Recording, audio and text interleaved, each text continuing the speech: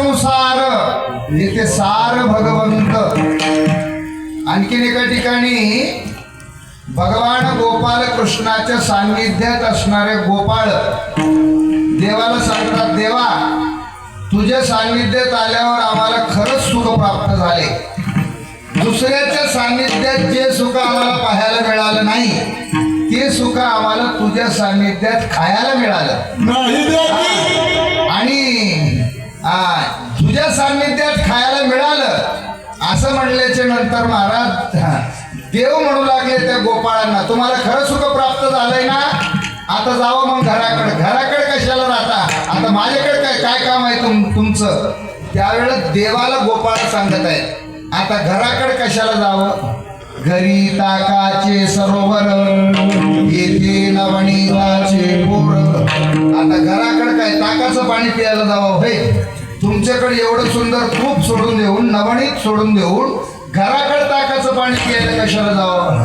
महाराजांनी सांगितले फलकट संसार येथे सार भगवंत मंथोणी नवनीत तैसे गे अनंता वाया व्यर्थ कथा सांडी मार्ग लटिका व्यवहार सर्व संसार वाया येरदार हरिविण. आणखीन एका ठिकाणी महाराज सांगतात, सार सार सार विठोबा नाम तुझे सार सार सार सार विठोबा नाम तुझे